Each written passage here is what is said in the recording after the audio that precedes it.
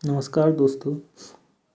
जैसा कि आप पढ़ रहे होंगे, आई होप कि आज क्लास 8th का 9वां टॉपिक है कबीर की साखियाँ, जो कि वसंत नामक पाठ्य पुस्तक से संकलित है या लिया गया है, जिसमें हम पढ़ेंगे कबीर की साखियाँ।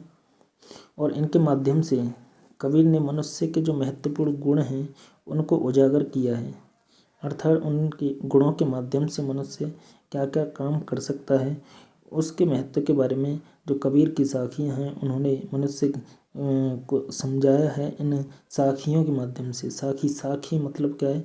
उनकी जो पंक्ति हैं उनको साखी कहा गया। कबीर की पंक्तियों को क्या कहा गया? कबीर के पदों को क्या कहा गया है? साखी।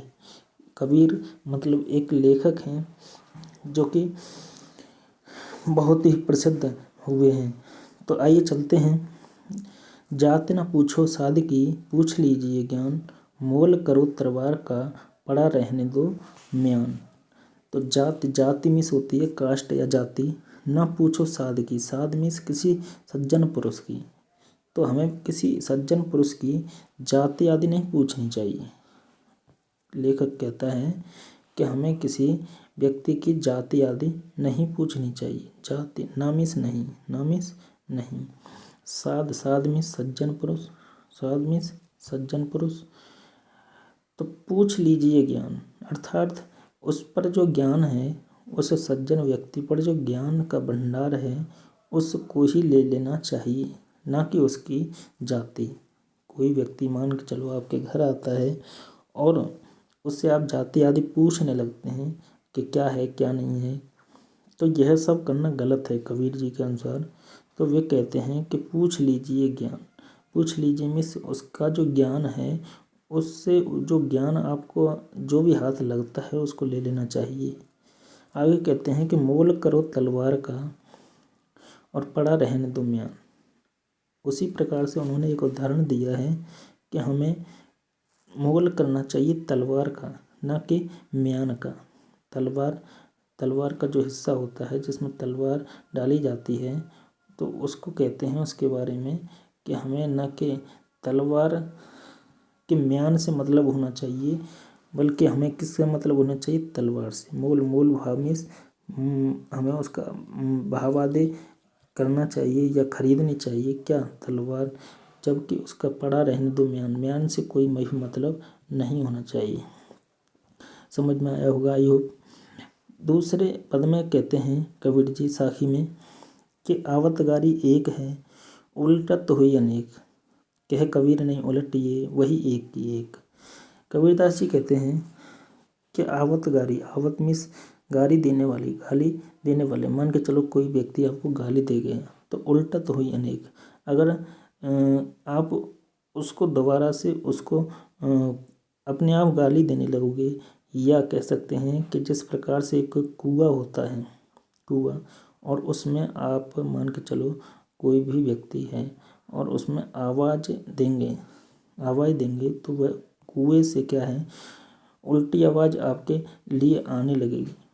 अर्थात एक और उदाहरण है कि आप मान के चलो कीचड़ बही हुई है कहीं भी और इसमें दूर से पत्थर फेंकेंगे तो वहाँ पर भी क्या है, कीचड़ उछट करके आपको ही गंदा करेगी।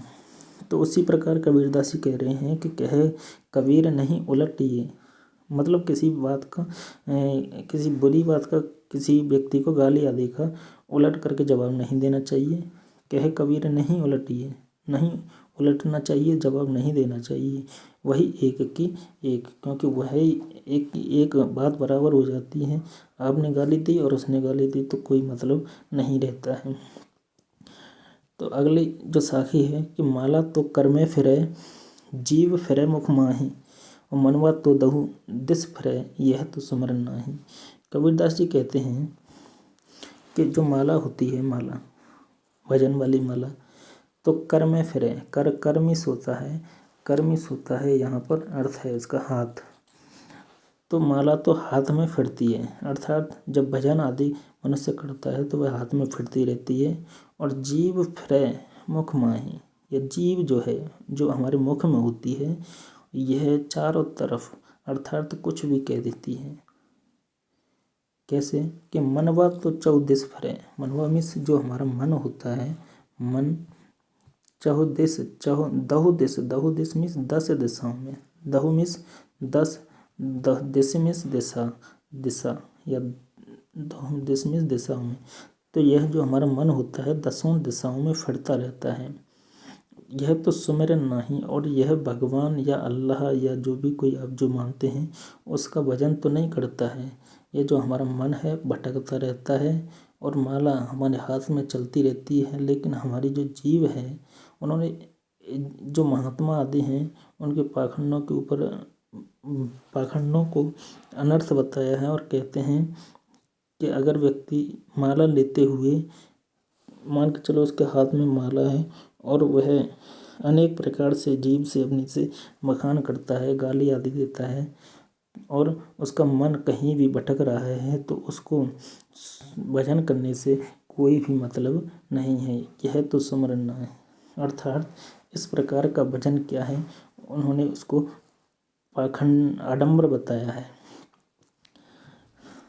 नेक्स्ट साखी है, कबीर घास न नींदिए जो पाँव तल हुई, उड़ पड़े जब आँख में खरी दोहेली हुई। कबीरदास जी कहते हैं कि घास न नींदिए, मान के चलो कोई भी व्यक्ति घास न नींदिए जो पाँव तल हुई, कि कोई भी व्यक्ति है उन्होंने तुच्छ प्राणी या असमर्थ व्यक्ति में उनके बारे में बताया है कि वे कहते हैं कि कबीर घास न नींदिए। हमें किसी छोटे से तिनके को, छोटी घास या तिनके को भी उसकी भी निंदा नहीं करना चाहिए। नींदिए मीन्स निंदा करना। जो पाँव तल हुई, जो पाँव मीन्स पाँव के तले, तल मीन्स नीचे, अर्थात एक घास का जो छोटा सा तिनका होता है वह भी हमारे पैरों के नीचे होता है, लेकिन हमें उसकी भी निंदा नहीं करनी चाहिए। क्यों?